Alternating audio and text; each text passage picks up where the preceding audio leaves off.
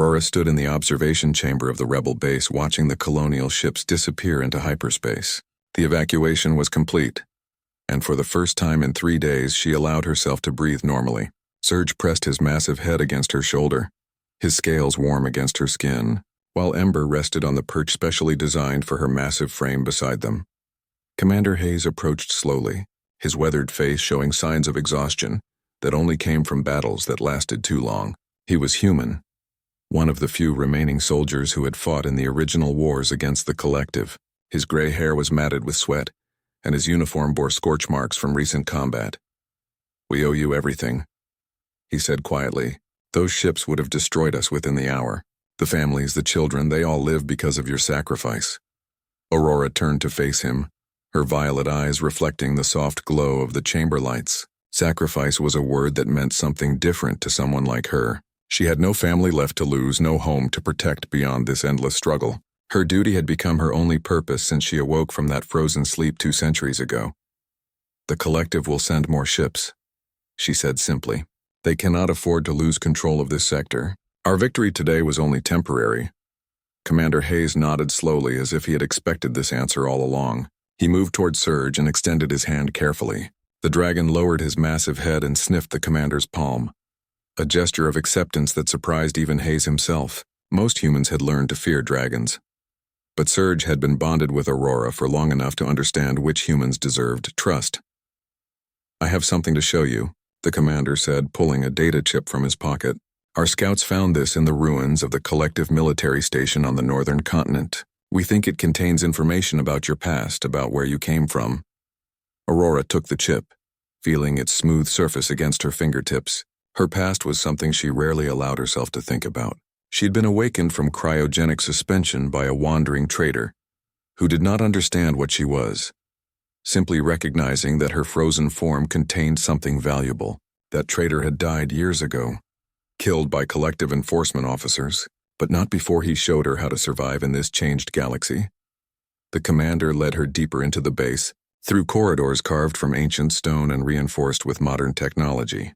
The rebel base existed in the heart of a mountain on Kepler 442b, hidden from satellites and scanning equipment by layers of natural rock and electromagnetic shielding. Thousands of people lived here. Scientists, soldiers, families, all united in their resistance against the Galactic Collective. They reached the command center, a vast chamber filled with holographic displays and communication terminals. The commander inserted the data chip into the central processor, and suddenly the air filled with light and information. Aurora watched as her own face appeared, younger, surrounded by elven warriors clad in armor that seemed to shine with inner light. "This recording is from before the Great War," the commander explained. "It appears to be some kind of historical archive. Your people were far more advanced than we ever realized." Aurora stepped closer to the holographic display, watching her younger self move through scenes of ancient cities and vast technology that had not been seen in the galaxy for centuries. She heard her own voice speaking in the old elf language, a tongue that had largely died out after her people had been nearly exterminated. "She is describing dragon bonding ceremonies," a voice said from across the chamber. Everyone turned to see a young scientist approaching. Her name was Maya, and she had been studying the Collective's historical databases for clues about ancient elf technology. The bonding between elves and dragons was not random.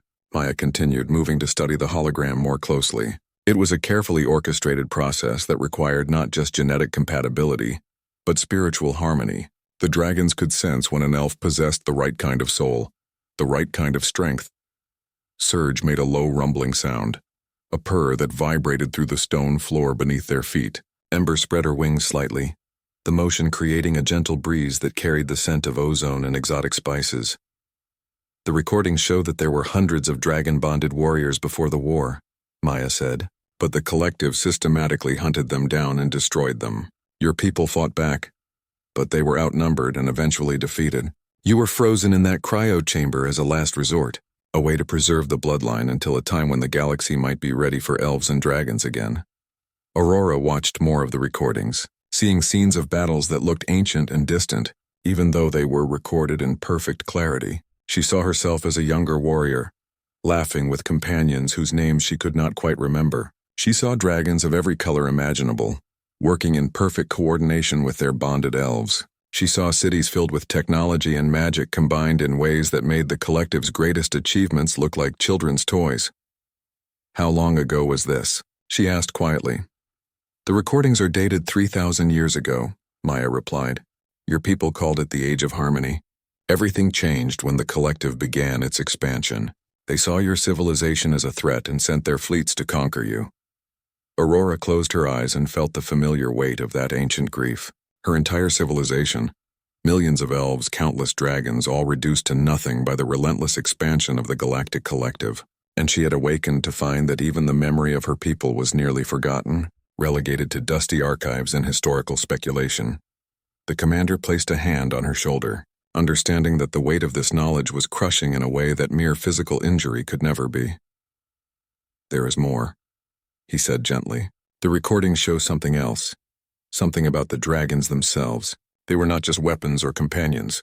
They were created specifically to be guardians against a threat that the elves foresaw, a threat they believed would emerge in the distant future." Maya pulled up another section of the recording, showing the ancient elf elders gathered in some kind of ceremonial chamber. They were speaking solemnly about something approaching from the far edges of the galaxy, something that made even the ancient and powerful elves seem small and frightened. "We do not know what this threat is," Maya explained. "The recordings become fragmented here, damaged by time. But it appears your people created the dragons and bonded them with specially selected elves, specifically to combat this future danger. The collective may not even know what they were destroying." Aurora opened her eyes and looked directly at the holographic display of her own ancient face. In that moment, she understood something profound and terrifying. She had not been awakened by accident. Somewhere in the deep code of the cryogenic chamber that had preserved her, there had been specific instructions, a timer that would activate her revival when conditions in the galaxy had reached a certain threshold. "I need to go back to the northern continent," Aurora said suddenly, "to the ruins of that military station. There may be more information there, more of the old records." The commander hesitated. "It is dangerous. The collective forces are regrouping, and they have already sent additional patrol ships to that region."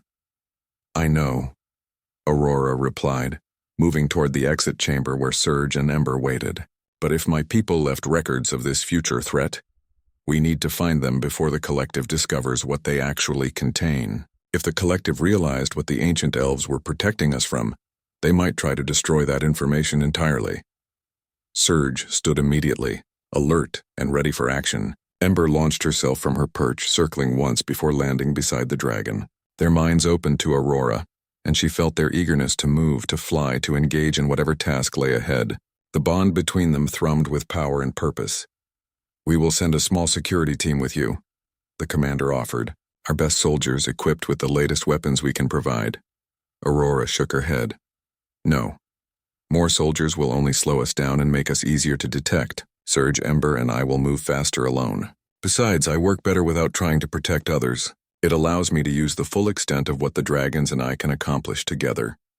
Within the hour, Aurora had restocked her vessel with supplies and weapons. She stood once more in the observation chamber of the rebel base, watching the stars beyond the atmosphere. Surge was running systems checks in the holding bay, while Ember performed aerial loops around the smaller landing platforms, her excitement barely contained. Maya approached one final time, carrying a smaller data chip. "This contains copies of all the recordings we found," she said, handing it to Aurora. "And there is something else. The ancient records mention a place called the Archive World. It is supposed to exist somewhere in the Dead Zone, the region of space where the collective has deemed all exploration forbidden. If your people hid their most important information anywhere, it would be there." "The Dead Zone," Aurora repeated. "That is where the collective sends their decommissioned ships to be destroyed. Navigating that region would be nearly impossible, which is exactly why they chose it for their archive," Maya said with a slight smile. "They assumed the Dead Zone was exactly as its name suggested, a vast expanse of space where nothing thrived and nothing grew. Derelict ships floated in silence, their hulls broken and scarred from years of deliberate destruction. The collective did not bother to process their old vessels through normal recycling protocols. Instead, they simply brought them here to decay, left them to rust and corrode in the cold void of space." Aurora guided her vessel slowly through the graveyard of metal and memory, using minimal propulsion to avoid drawing the attention of the few monitoring stations the collective had stationed at the edges of the Dead Zone. Surge and Ember remained in their holding chambers, their excitement palpable through the telepathic link. They wanted to be free of the confined space, to move and hunt and fly, but Aurora's discipline kept them calm and focused. According to the ancient records, the archive world would be somewhere near the center of the dead zone, hidden among the derelict ships and disguised to appear as nothing more than another piece of discarded technology. It would be small, perhaps no larger than a moon, and it would be protected by systems so ancient that the collective would not even recognize them as technological in nature. The navigation system displayed thousands of potential targets as she advanced deeper into the dead zone. Some of the derelict ships were massive, old capital vessels that had served the collective for centuries before being deemed obsolete. Others were smaller, fighters and scouts that had been damaged beyond repair. Among them all, finding one small world would require either luck or something more. Aurora pulled the data chip that Maya had given her and inserted it into the navigation console. The ancient elf recordings played through her mind, images and coordinates appearing in her thoughts with crystal clarity.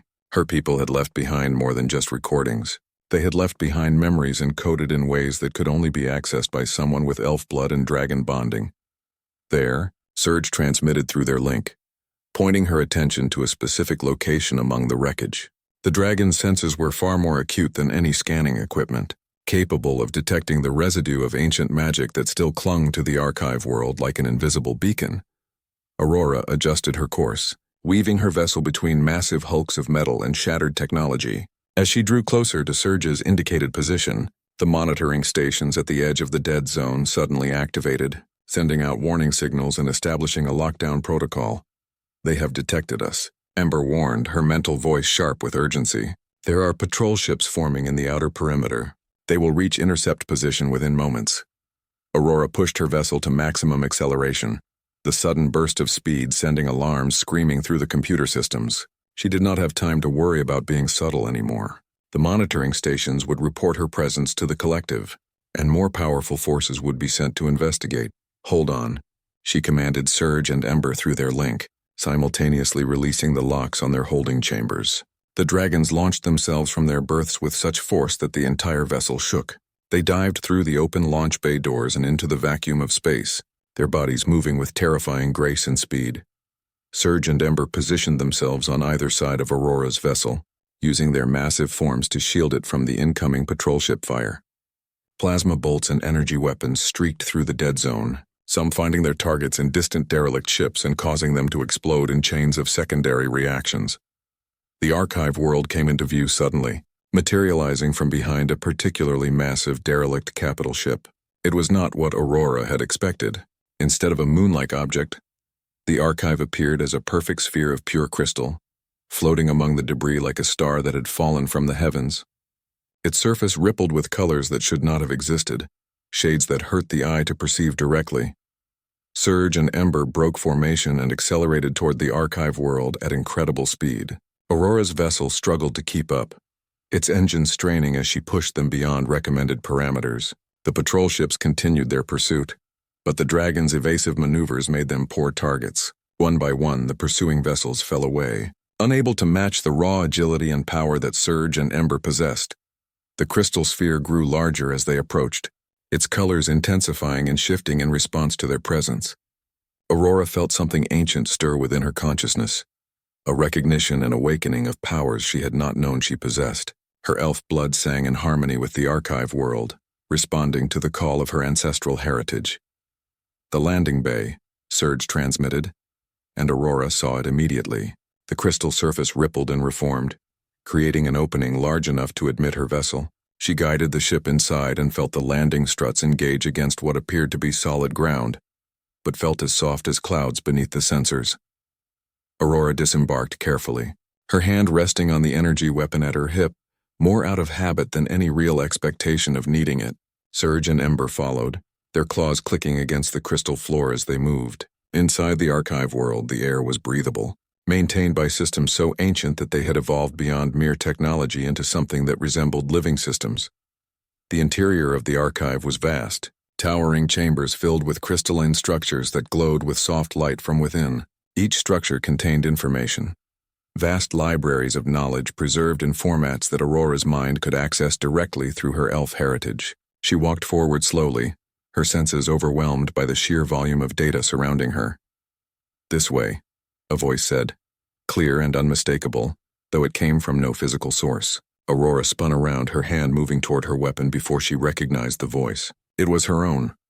Or rather, it was the ancient recording of herself from thousands of years ago, stored within the archive as a guide and guardian. "You have finally come," the recorded voice continued. "The archive has waited for your arrival since the day your people sealed it away. Much has happened in the ages that have passed. The galaxy has changed, civilizations have risen and fallen, and the threat we foresaw approaches ever closer." The ancient recording manifested as a holographic projection, showing Aurora as she had been in the Age of Harmony. She was younger then, stronger somehow, radiant with confidence and power. Beside her holographic form stood other elves and dragons, all bonded warriors of great renown. "My name was Luminara then," the hologram said. "I was the keeper of the dragon archives and the guardian of our people's deepest secrets. Before the collective destroyed everything we had built, we worked frantically to preserve what knowledge we could. We created this archive world and hid it where we believed it would never be found." Serge approached the holographic projection, his massive form dwarfing everything around him. The dragon sniffed the air, as if trying to catch a scent of the ancient warrior that the hologram represented. "The threat you were created to combat still exists?" Luminara continued. "It sleeps at the far edges of the galaxy, beyond the territories controlled by the collective. It has existed since before the first stars were kindled, a presence of such ancient and terrible power that even the combined might of the elves at our zenith could not destroy it. We could only contain it, bind it, hold it back through the magic and technology that the dragons embodied." Images appeared in the air around them, showing something vast and terrible approaching through the void of space. It was not solid, not entirely. It was shadow and hunger and an intelligence so alien that the human mind could barely process its existence. It was a darkness that consumed light, that devoured worlds and civilizations without thought or malice, simply because that was its nature. "The collective has no idea this exists," Luminara said. "They conquered and destroyed my people not out of any defense against this ancient threat, but simply because they viewed us as competitors for power. They have no comprehension of what approaches, or how desperately the galaxy will need warriors like you, bonded with dragons like Surge and Ember." "How long until it reaches our space?" Aurora asked, her voice steady despite the fear that coiled in her chest like a serpent. "By the measurements of your time, perhaps 2 of your solar cycles," Luminara replied. "Maybe less. The ancient protocols that we put in place to contain the threat are failing. The collective's expansion and conquest have disrupted the wards we established. Every world they destroy, every civilization they conquer weakens the barriers that hold back the darkness." Ember made a sound that was almost like weeping, a harmonic vibration of sorrow and dread. Surge pressed himself against Aurora's side, seeking comfort in the same way she sought comfort from him. "What can I do?" Aurora asked. "What did my people intend for me to do when this moment came?" Luminara's holographic form reached out, and although her hand passed through Aurora with no physical sensation, the ancient warrior's presence felt overwhelmingly real. "You are the last of the bonded elves, and these dragons beside you are the last of the dragon line. Together you represent the final hope of a people that no longer exists. My people created a ritual, a way to pass all of our knowledge and power to a single bonded warrior, but it comes at a cost. The ritual chamber lay at the deepest level of the archive world, accessible only through pathways that responded to Aurora's elf blood. The crystalline structures grew denser as she descended, becoming more intricate and beautiful with each step. Surge and Ember followed closely, their movements synchronized with hers in a way that seemed almost choreographed. The chamber itself was circular, with a dome ceiling that seemed to stretch infinitely upward. The walls were covered in ancient script, the language of the elves before the collective conquest, flowing and elegant in ways that modern languages could never achieve. At the center of the chamber stood a pedestal, and above it floated a crystal that glowed with every color of the visible and invisible spectrum combined. "This is the Convergence Stone," Luminara's voice explained through the archive's communication systems. "It contains the essence of all the dragons that were bonded with elves throughout our history. Every dragon that ever lived, every bond that was ever formed. Every moment of unity between elf and dragon exists within this crystal. To touch it as you are now would kill you instantly. Your mind could not contain such knowledge and power. But the ritual will change you, will prepare you. Luminara continued. "Come and bring your dragons."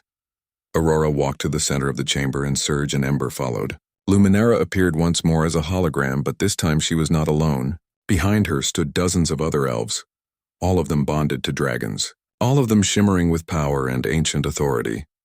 "We do this willingly," Luminara said, and all of the holographic elves spoke in perfect unison. "We pass to you our strength, our knowledge, our memories, our love for these dragons that bound their lives to ours. We do this not to make you a weapon, but to make you a guardian, to make you the bridge between the age of harmony and whatever age must come next." The ritual began with Surge and Ember stepping forward. Their scales began to glow with increasing intensity, and Aurora felt their consciousness expand through their link to her. It was not a transfer of power, but rather a merging of destinies. Thousands of dragons, ancient and powerful beings that had been dead for millennia. Their spirits and knowledge flowed into Surge and Ember through channels of magic and technology intertwined. Surge's form began to change and grow, his scales becoming even more brilliant, his wings expanding until they seemed large enough to block out the sun itself. Ember transformed alongside him, her form becoming more ethereal, more dragon-like than she had been before. They were not becoming more powerful in the sense of gaining muscle or size, but rather they were accessing abilities that had always been dormant within them, waiting for this moment to awaken. Aurora felt the pain begin as the ritual turned its attention to her. Her body was not designed to contain such knowledge, such power. She fell to her knees as memories that were not her own flooded into her consciousness. She experienced thousands of years of dragon bonding ceremonies, saw the faces of elves who had fought and died in forgotten battles, felt the emotions and sensations of warriors who had lived and loved across the eons. The knowledge came in waves, threatening to drown her beneath its sheer weight. She saw the construction of cities that had been reduced to cosmic dust, watched as civilizations rose and fell like waves upon an ancient ocean. She felt the terror of her people as they realized that the collective could not be defeated, that their time of glory was ending. And then, at the deepest level of the ritual, she felt something else. She felt the presence of the ancient darkness itself, the threat that had dwelt at the edges of the galaxy for all of time. It was not evil in any way that she could understand, because it did not think or feel in ways that living beings could comprehend. It was simply hungry, eternally consuming, an entropy given form and consciousness. Her people had not fought against this threat because they hated it, but because they understood the necessity of opposition. The darkness had to be contained, not destroyed, for it was as much a part of the universe as light and matter and energy. To destroy it would tear apart the fabric of reality itself.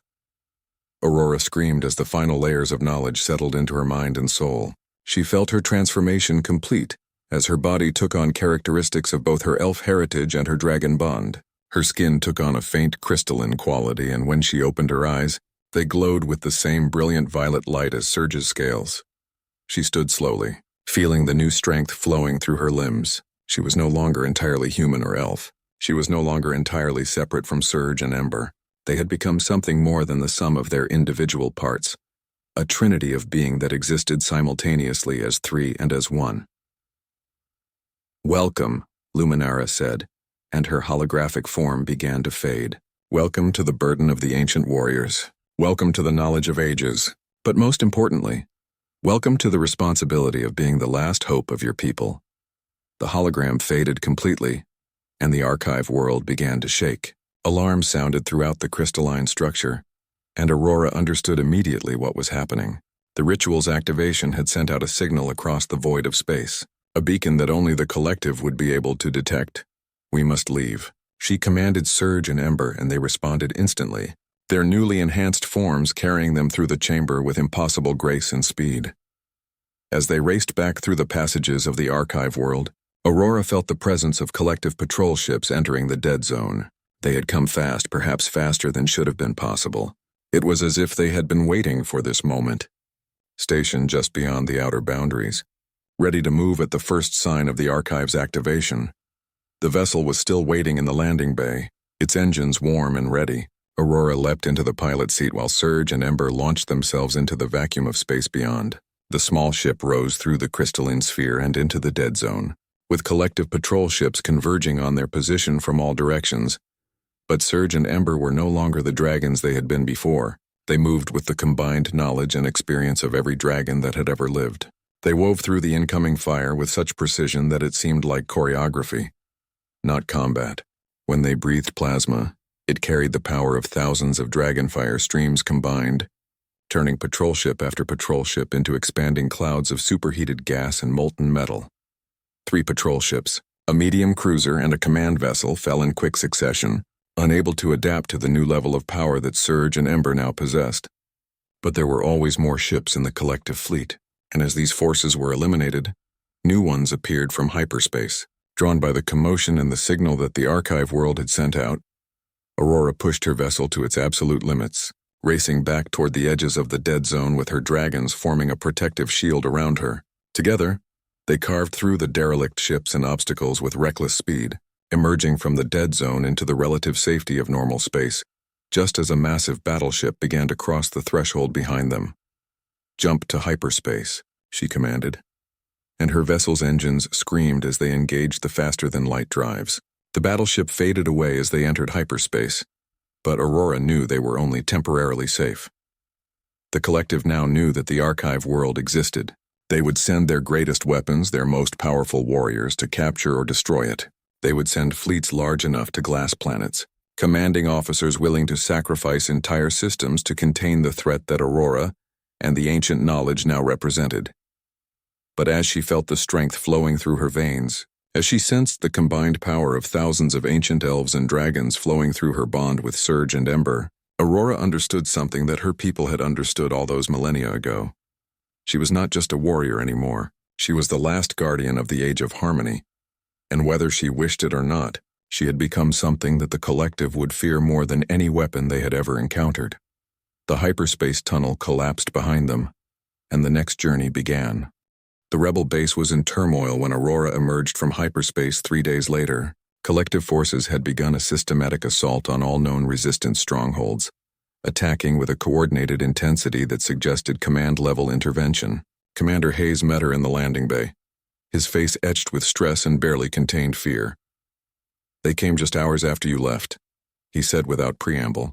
"We barely managed to organize a successful evacuation. Most of our people are scattered across a dozen different safe houses, and we have lost contact with 3 of our regional command centers." Aurora stepped down from her vessel, and Surge and Ember emerged moments later, their transformed forms drawing gasps of shock from the rebel soldiers present. The dragons were larger now, more imposing, radiating power in ways that seemed to affect the air around them. "The collective must have known where to strike and when," Aurora said thoughtfully. "They waited for us to leave, then moved to strike at our weak points. This suggests coordination at the highest levels of their command structure." "That is not all," Hayes continued, leading her deeper into the base. "Our long-range communication stations picked up a broadcast from the collective's regional headquarters. They are offering a reward for any information leading to your location or capture. They have classified you as a threat to galactic security, and they have authorized any and all means necessary to contain you. They fear what I have become," Aurora said simply, "and they should. But fear is not the same as understanding. They do not know what it means to bond with dragons, to carry the weight of ancient knowledge within one's mind. They will try to fight me with weapons and soldiers, but these are blunt instruments against an enemy that wields something far more refined." Maya was waiting in the command center, looking even more exhausted than the commander. She had been coordinating refugee movements and managing communications across multiple systems, a task that would have broken someone without her determination and expertise. "I have been analyzing the collective's fleet movements," Maya said without greeting. "Their deployment patterns suggest that they are preparing for something more than just scattered raids against rebel strongholds. They are establishing a siege perimeter around the entire sector.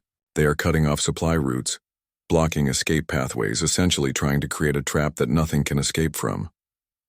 "Then they believe I am still in this sector," Aurora said. "They hope to corner me here where they can concentrate their forces." "It is more than that," Maya said, pulling up holographic star maps that showed the collective's military positioning. "They are not just trying to capture you.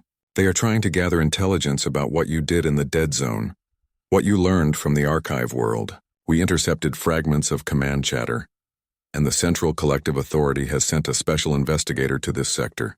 His name is General Marlowe, and he is one of the collective's most ruthless commanders." Surge made a low growl of warning, his newly expanded senses apparently detecting something troubling about that name. Marlowe led the final assault on the ancient elf cities, Aurora said slowly, the memories she had inherited surfacing in her consciousness. He was one of the commanders who ordered the destruction of entire civilizations. Millions of elves died under his orders, and now he comes for me. We need to leave this sector, Hayes said urgently. We can evacuate to the outer territories, to the regions where the collective's control is weaker. We can regroup and plan a counteroffensive. Aurora looked at him, and in that moment the memories of 1,000 years of warfare seemed to flow through her eyes. No, she said quietly. We do not run. They have already seen us run, already seen us hide in fear. They have conquered the galaxy. Because they have learned that resistance breaks under sufficient pressure and sustained assault, but they have never faced anything like what we have become.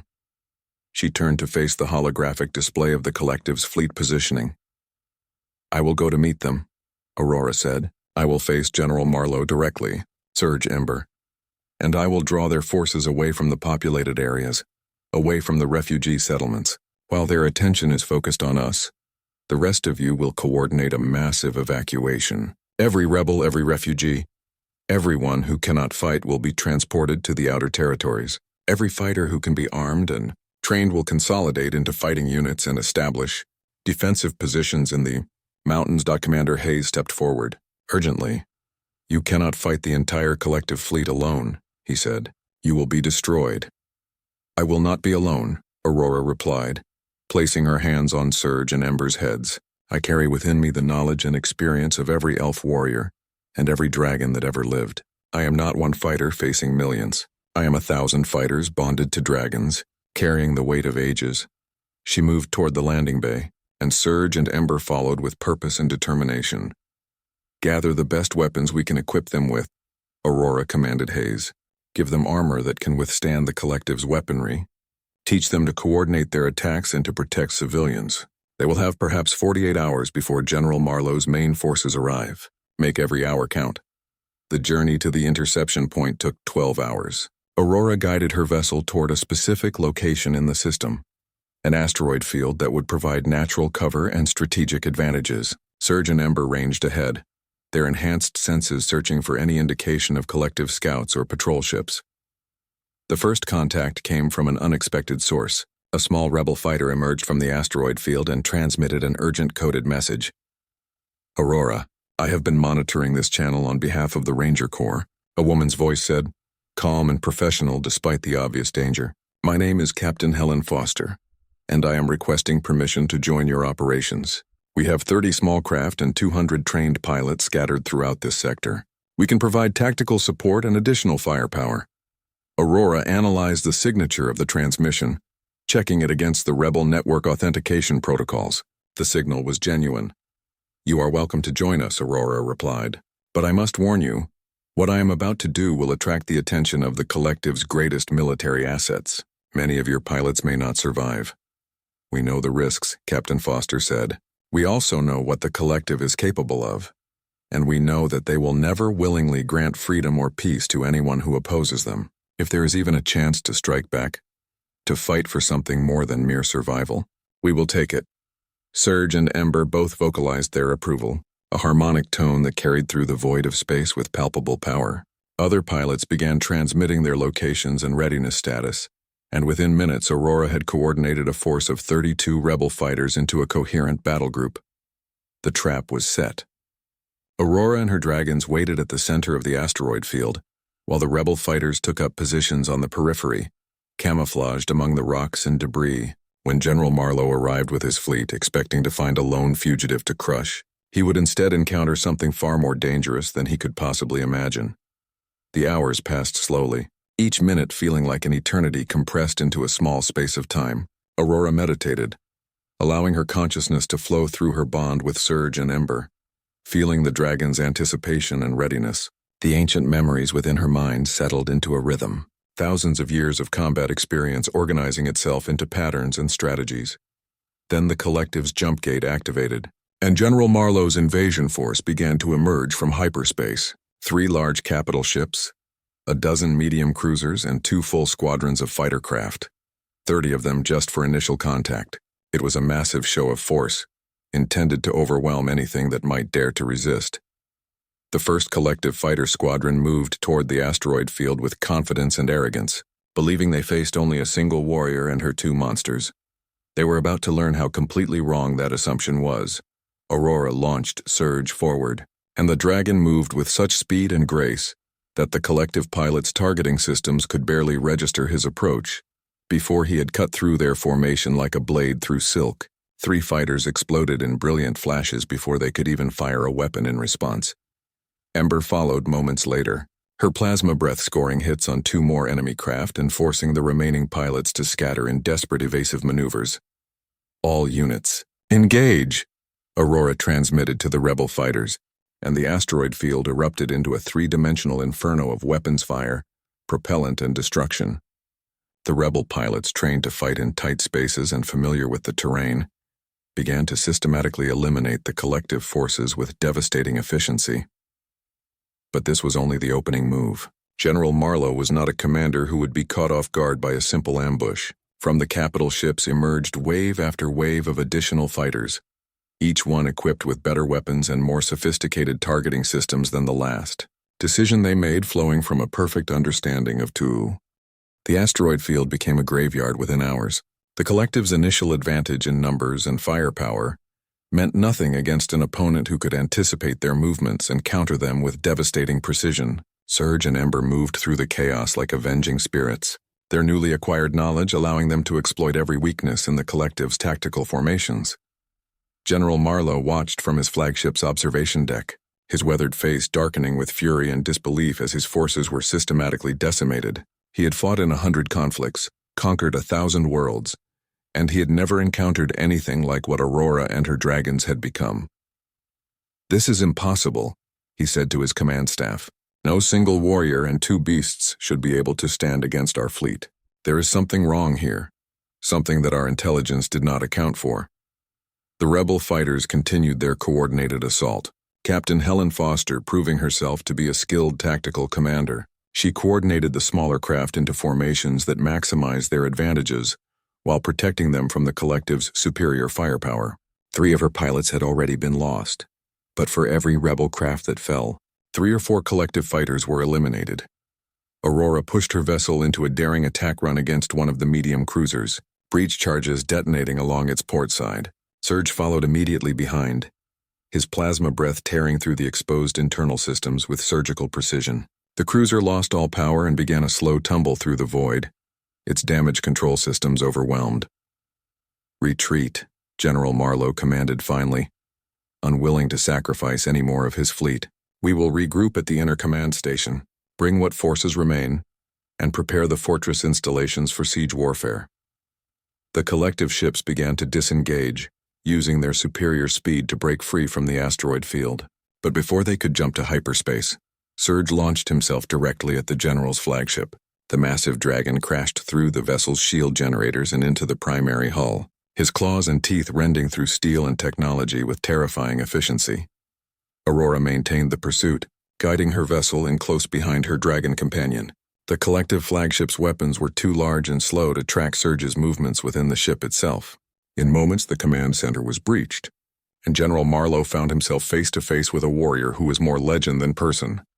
"Stop," Marlowe commanded, drawing a plasma pistol and pointing it at Surge's head. "I have killed 1,000 of your people. I have conquered entire worlds. I will not be defeated by a fairy tale."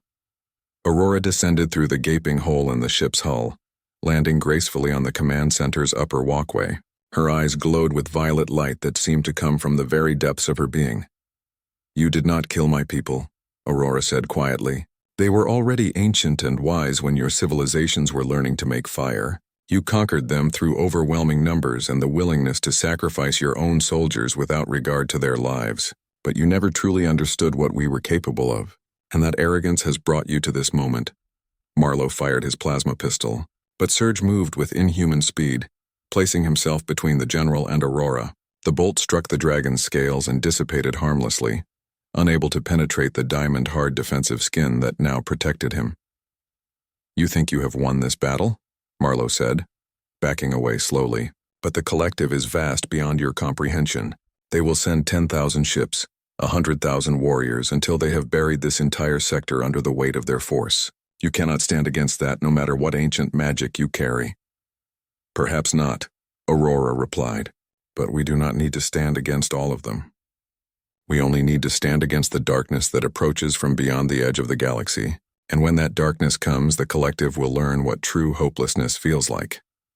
She gestured, and Serge lowered his massive head, allowing General Marlowe to climb onto his back. The dragon carried the general back to his personal escape pod and released him gently. Marlowe stared at Aurora in confusion and shock. "Why did you not kill me?" he asked. "Because killing you solves nothing," Aurora said. "But returning to your superiors with a message will. Tell them that the age of the ancient warriors has begun again. Tell them that the elves and dragons have returned, and that we stand between them and the darkness that hungers at the edge of all things. Tell them that they can either join us or they can continue their conquest and fall just as surely as the darkness will fall." Marlowe's escape pod launched into space, carrying the general back toward the surviving collective ships. They did not wait for his arrival before jumping to hyperspace, unwilling to risk any more losses. Within minutes, the asteroid field fell silent, and only the rebel fighters and Aurora's vessel remained. Captain Foster's voice crackled through the communication system. "We have won," she said, wonder in her voice. "Somehow, against all probability, we have actually won." Aurora did not celebrate. She could feel Serge and Ember exhausting themselves, the newly acquired knowledge and power requiring constant energy to maintain. They were strong, but even they had limits, and those limits would be reached if the battles continued at this pace. "Gather your forces and return to the rebel base," Aurora commanded. "We have perhaps 3 days before the collective sends another invasion fleet. Use that time to evacuate the remaining population and fortify the defensive positions." "What about you?" Captain Foster asked. "Where will you go?" "Deeper into the galaxy," Aurora replied. "I must warn other civilizations about what is approaching from beyond the edge of known space. I must find others who will stand with us when the darkness comes, because Serge, Ember, and I alone are not enough to face what is coming." She guided her vessel away from the asteroid field, Serge and Ember following exhaustedly behind. The journey back to the rebel base took only a few hours, and Commander Hayes was waiting personally to welcome them back. "The civilian evacuations are proceeding on schedule," he reported. "We have established 4 secondary command centers across the sector. Rebel forces are fortifying the mountains and establishing supply caches. We are ready to resist for months if necessary. You have perhaps a week before the collective redirects their full force against your positions," Aurora said. "Use that time to establish contact with other resistance cells. The fight has only just begun, and we need allies, commanders, strategists, people who understand warfare and survival." Hayes looked at her with a mixture of hope and fear. "Do you truly believe we can defeat the collective?" he asked. "The collective is only one problem," Aurora replied. "Yes, they are powerful and have conquered much, but they are also finite, limited in ways that can be understood and exploited. The real threat is what waits at the edge of the galaxy. That is where our true struggle lies." She spent the next 3 days in meditation within the Archive World's data repository, accessing the memories and experiences of ancient elves and dragons. She studied tactics and strategies developed over thousands of years of warfare. She learned the languages of 100 civilizations long dead, understanding not just their words but their philosophies and ways of thinking. Serge and Ember recovered slowly, their forms finally stabilizing into the new equilibrium that the ritual had created. They were no longer purely dragons or purely magical creatures. They were something hybrid, something that existed simultaneously in multiple states of being, capable of accessing both technological and magical systems with equal facility. On the 4th day, Aurora emerged from her meditation and called Commander Hayes to the command center. "I must leave," she said. "There are civilizations beyond collective control, species and peoples who have survived on the fringes of known space, precisely because they have avoided the collective's notice. I must warn them of what is coming and recruit them to our cause. Without more allies, more warriors, more resources, all of our resistance will ultimately fail." Hayes understood the necessity even as it pained him to see her leave. "How long will you be gone?" he asked. "As long as necessary," Aurora replied. "But I will leave you with a gift of knowledge. The ancient archives contain thousands of years of military history and strategy. I will transfer copies of the most relevant information to your databases. Use it to train your commanders and prepare your forces. When the darkness comes, Humanity and elves and all the other peoples of this galaxy will need to stand together, or we will all fall separately. She downloaded the ancient knowledge into the rebel base's central computer, thousands of years of warfare and civilization, compressed into manageable information packages. Then she prepared her vessel for a long journey into the unexplored regions of space, where collective authority had never reached. Surge and Ember took their positions beside her, their bond stronger now than ever before. They had faced battles and rituals and transformations together, and through it all, their connection had only deepened and strengthened.